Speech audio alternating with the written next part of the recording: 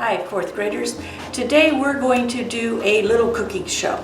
Now, I've not ever done a cooking show before, and I don't know if you have either, but we're going to start by making cornmeal pancakes, which you'll find this recipe online in your Google Classroom. Now, wait a minute. We can't start in here. We can't cook inside, but we should be cooking out here on a fire. But I can't go get wood from a tree over there. You would have to get it for me. That would be your job as a pioneer child. And you wouldn't be collecting me wood.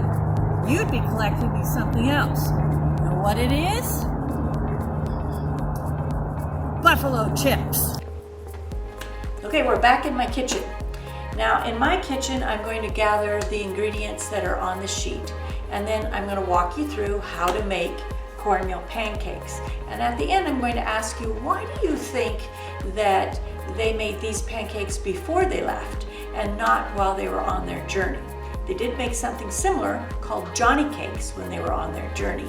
And that recipe is also included, and I'll go over that at the end of the first part. Okay, we're going to start with the first 5 ingredients on our recipe, and it says 1 1/3 cups of all-purpose flour. I've already measured 1 cup here, but I want to, and I'm going to put it here just so you can see it better. I want to show you how to measure flour correctly, because if you don't get your measurements right, it's science, and science has to have different ingredients or materials to work correctly. So in our flour, if I dip my cup in, can you see how that's overflowing? So I don't want it overflowing with a hump. I want it straight across. And I could use my fingers, but then I'm getting my germs in it. So I'm going to use a butter knife, and the back side of the butter knife is flat, and I just slide it across, and now I have a nice flat top. So when I add this 1/3 cup to 1 cup, I get 1 1/3 cups of flour. So then I'm going to put that all in this big bowl. I'm going to set this aside. The next thing we need to add is we need to add 2/3 cup cornmeal. So I've already measured it the same way I did the flour, and I'm going to put that into the bowl.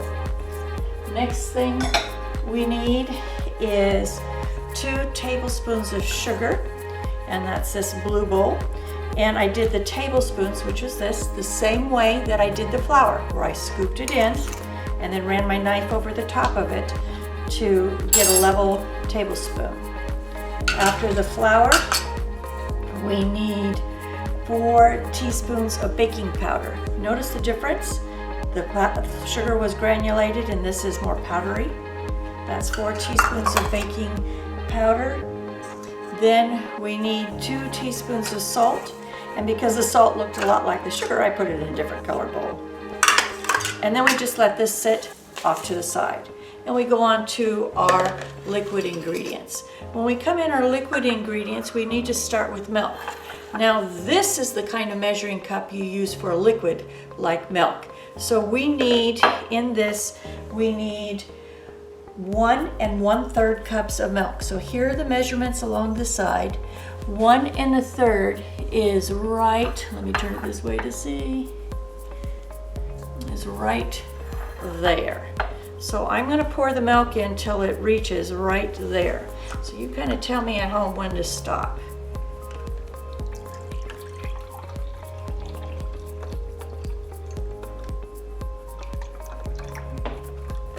And stop.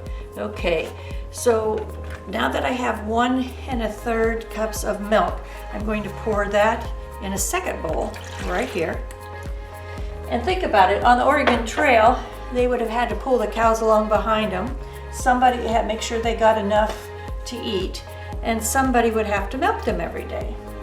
The other thing we need to add to this milk is 2 large eggs, and I already went ahead and broke them and put them in that container.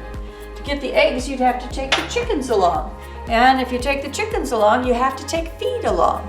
The feed for the chickens would weigh a lot, and probably eventually they would end up eating the chickens and you wouldn't have the eggs. Lastly, we need 1/4 cup of canola oil, and because it's liquid, I measured it in that same liquid measuring and put it in there too. Now we have to whisk these wet ingredients together. This is a whisk. If you don't have a whisk, you can use a fork. A fork will work the same way. And you just are going back and forth. And I like to turn my bowl. I always hold on to my bowl and I go kind of around in a circle, and you see how it's getting little bubbles on the top? It's because the air is being forced into it. That's what helps make your pancakes or your batter light and fluffy. So we're going to go around just a little bit so we can tell that it's all mixed up. Now think about this. If they didn't have this nice plastic bowl, they would have had a metal or a wooden bowl, or maybe even a glass bowl, which would have been hard to carry, kind of like in our book, Mr. Tuckett, and the punch bowl that got broken. So this, our liquid, then we're going to pour into the solid. Now I'm going to swap this whisk out for just a plain old regular spoon. So I'm going to use it with a spoon. So we take these ingredients and we put them in here. And then we just mix these together. Make sure you hold on to your bowl so you don't end up spilling it all over the counter. I don't know about your house, but at my house, when my grandkids help me cook, they have to also help clean up. And so if they make a big mess, they're the ones to clean it up. Now I'm going around in a circle, and then I'm kind of flipping through it. You can see that there's little lumps in here. That's okay.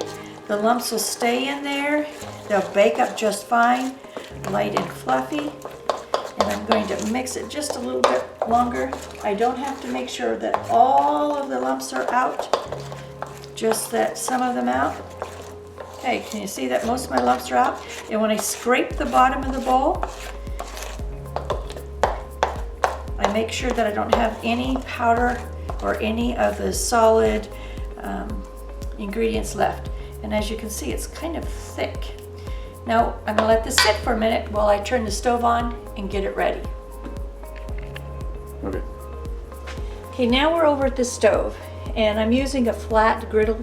You can use any kind of pan that you want. Just make sure you check out with your parents before you do this, because this is hot. In pioneer times, remember, they'd be out there cooking over the fire, and they would use a cast iron. It's a heavy duty skillet to cook on. Because I have a flat top, and some of you might too, can't use that kind of a pan on these stoves. Now if I put my hand over it, I can feel the heat coming off this. I don't want to touch it. I want my hand over top. I feel heat. That tells me that this is ready to, feels pretty warm, so it's ready to put these on. So I can make these whatever size I want, like a regular pancake. So if I put them on, they're going to naturally spread out a little bit. I'm going to make them pancake size, so I'm going to spread it out just a little bit. Put some here, spread it out just a little bit.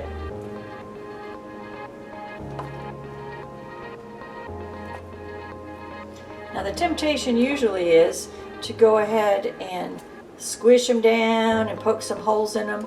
Don't do that with these. You want these to be light and fluffy. Now those are going to cook for a few minutes. I'll set my batter out of the way. And while those are cooking, let's talk about the Oregon Trail and why they would do this now. They would do this now, they would serve it with bacon, and who doesn't like bacon, which kept very well on the Oregon Trail. They took big slabs of bacon with them because it was well cured. They would serve it with ham or other meat just to give them a little more oomph. They also would serve it with maple syrup if they had it. This is the real maple syrup. You could use any kind of maple syrup you want, like you would on regular pancakes. When they got on the trail, the difference between this cornmeal pancakes and Johnny cakes is they used half the amount of milk and water, and they either left out the eggs if they didn't have any chickens. And so between those two things being changed, the pancakes would be a little, or the Johnny cakes would be thinner, more like a crepe, and a little more crispy. But something about the cornmeal made it fill them up. It also let them, it kept longer than flour even did on as they went on their trail. Right, if you're looking at these, these two started to go together, so I used my spatula and broke them apart a little bit. I can also smell them. Too bad you're not here. You could smell them. You could even eat them with me. This is going to make enough for most of your class. So, do you see how this is getting dry around the edges? Do you see how it has bubbles? And a lot of bubbles are starting to break on the surface. This one doesn't. This one doesn't as much, so my heat must be more over here. So that means this is ready. So I'm going to take this and I'm going to flip it over.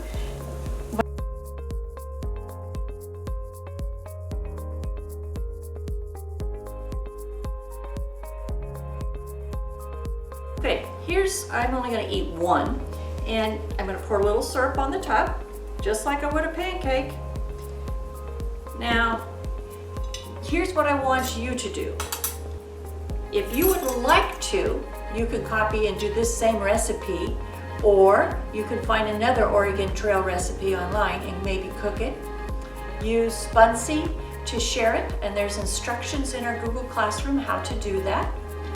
Or you can send me the video through email and then I'll put it up for you if you can't figure out, or if you're having some troubles. Or if you just want to do it and not do a video, that would be great too.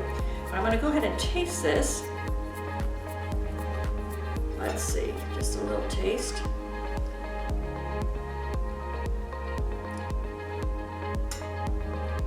It's good. Tastes like a combination between cornbread and a pancake. Now, look for us in a couple weeks. We're going to do a celebration meal, and then in a few weeks after that, we'll do, as we get to the very end of our journey, we'll do a survival meal. See you then. Bye.